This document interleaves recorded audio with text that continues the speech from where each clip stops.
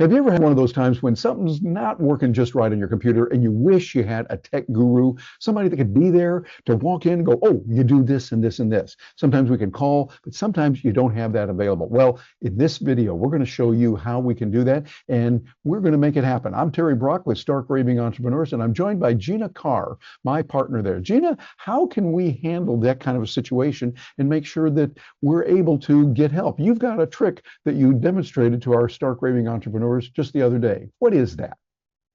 Well, there's this super tool that's now my tech new best friend. It's called Gemini Agent. And I tell it the problem and I ask it to solve the problem for me.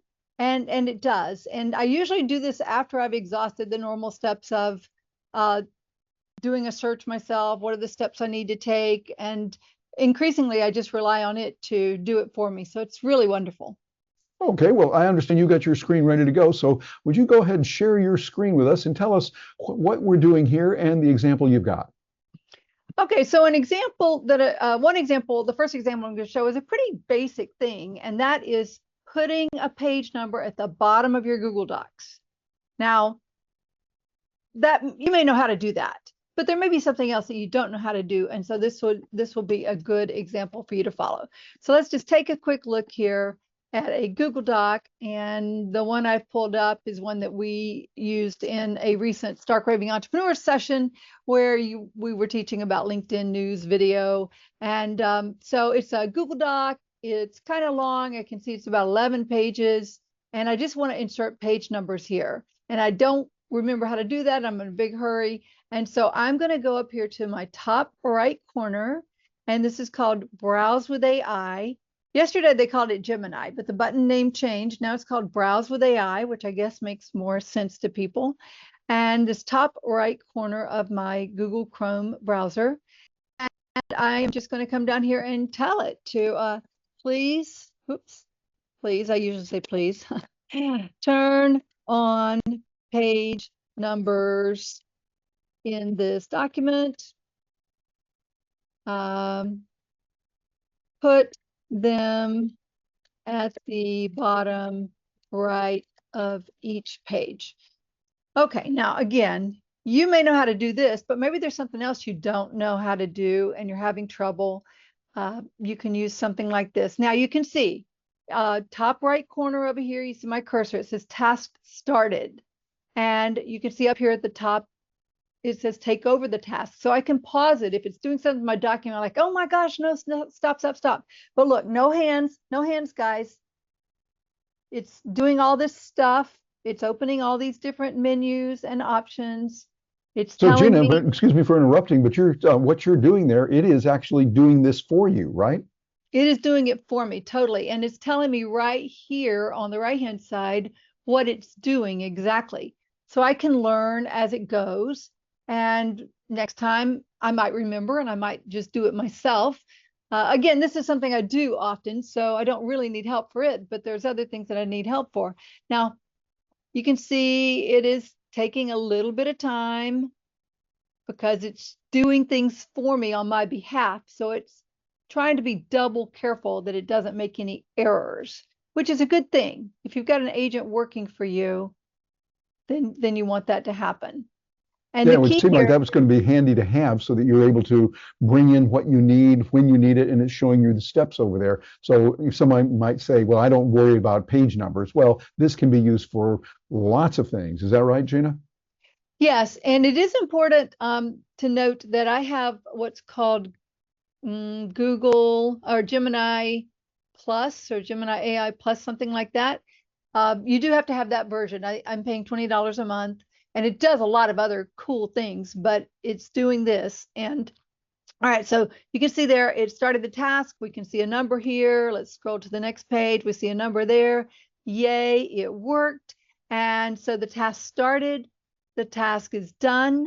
And now some of you may say, well, what can we do next? And I could just do a quick, give me those steps here. And so I'm asking it, it deleted the steps that it was already giving me, but now I have these steps here. And look at this magic too. if I wanted to, I could just click these dots right here and I can export it to a Google Doc. That's nice. So Gina, And what it's you've just created. done there, you created documentation. It could have some standard operating procedures, SOPs, and you just created exactly what to be done. And you could then put that in there for your VAs to look at, for you to remember in the future, et cetera. That seems pretty amazing. I think it is. It's just like magic to me. And so you can see that with this, just a couple of clicks there. I didn't have to copy paste. I just clicked export to docs, or I could have drafted a Gmail, and then it sent it to Google Doc, and then I have it right here. So I could share it with you. I think this is really wonderful. I would have to agree. I think that this has got some capabilities that are going to be outstanding for many different applications. So I think we can all relate to this. Those times when you were there at something happening and something was going on and you wanted to be able to get some answers. It might be at a time of day when you're not available. Often we get up early, and I like to get up sometimes at 4 in the morning and regularly do that. Well, there's a lot you can do, but there's not a lot of support available in the support desks. But we do have Gemini or other LLMs that can do similar kind of things. Gina, you've just hit on another gem that can be real useful for this. And it would seem like you could build that standard operating procedure as a systems engineer that you are. You would be able to develop a whole set of systems and procedures that you go through. It seems like that would be a good idea. What are your thoughts? Yeah, I think it's great. And what I just demonstrated was a very basic use of it. Would you like to see just a slightly more advanced use? Okay, sure. Okay. How many times are you hosting a Zoom meeting with your colleagues or prospects or clients or whatever, and it's for multiple people, and somebody pops in the room and there's background noise going on. It disrupts your whole flow. It distracts everyone. It's a very unpleasant experience. So I like to make sure that my settings in my Zoom meetings are mute people automatically upon entry, right? Do you do that with yours, Terry? Occasionally, yes. I might make sure that it's by default, someone's not letting their sound come through because might not want to do it. They might not know what's happening. And there's a sound that's going on in the background. So it's a good idea to have this as a default.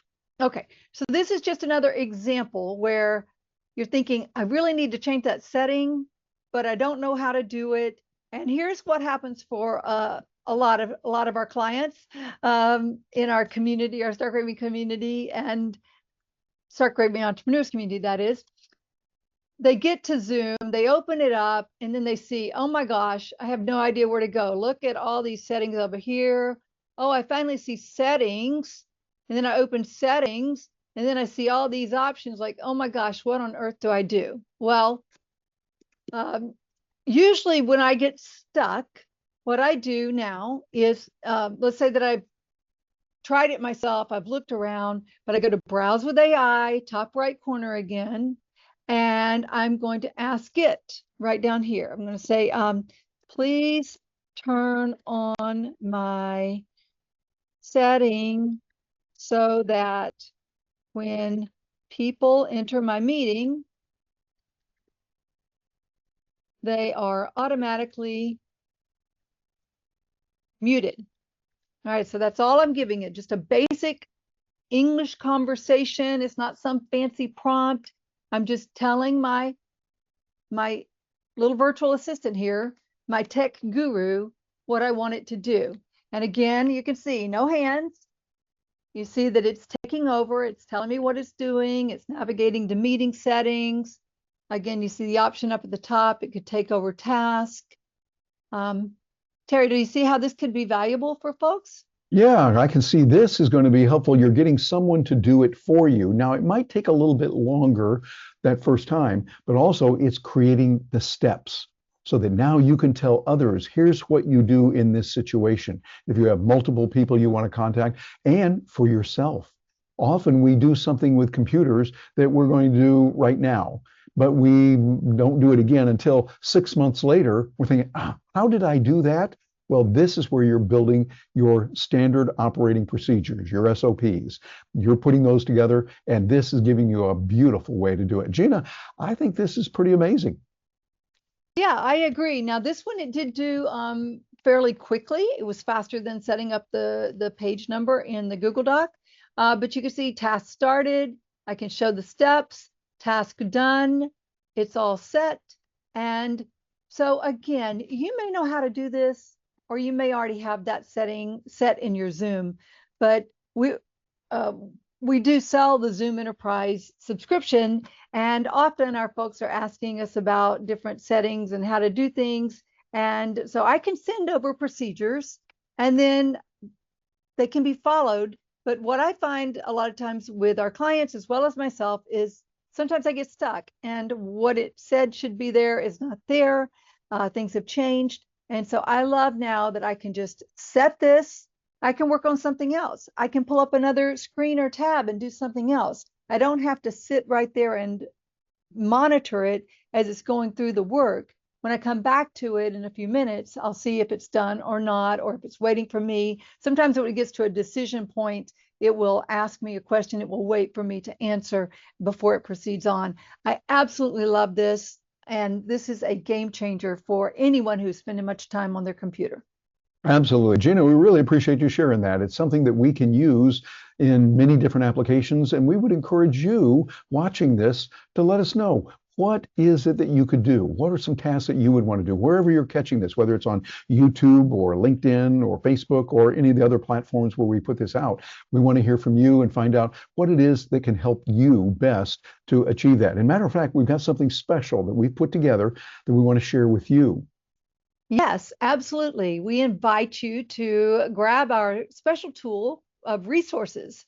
What are the resources that Terry and I are recommending? We call it AItoolsforbiz.com.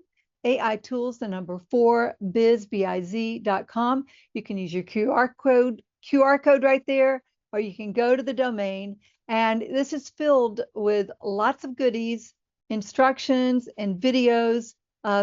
Some of our favorite tools like Gamma, and of course ChatGPT and Cast Magic and Taja. So you can check those out, and just go right over there, and it'll get you plugged into this resource as well as all the other great things we're doing in our Stark Raving Entrepreneurs community, which is a great place for people who want to know how to use these tools. You can come in and ask questions in our lab. You can get all this information, you can have your tech guru helping you, but still a lot of people want to be in a community of others who are working on similar goals. Entrepreneurship can be a very lonely place. And so we provide our Stark Raving Entrepreneurs so that you have those other folks that are super smart and bright and helpful, who are going to help you reach your goals. And Terry, I'm so glad that we created that community many years ago, and that it's still thriving today. Yes, it is. It's something that people really enjoy. We often say people will come for the content that we have, but they stay for the community because the community gives that support and helping them out. And so, Gina, thank you very much for being with us today. Glad to have you with us here on the video once again. And so what we want to do now is to move along to give you even more information, some good things. Matter of fact, we've got a special video coming up right over here that's going to help you. If you're catching this on YouTube, if you're catching this in another format, come on over and see us. If you got a question, we want to hear from you. I'm Terry Brock, joined by Gina Carr, and we appreciate you and look forward to seeing you next time. Thank you very much for being with us today.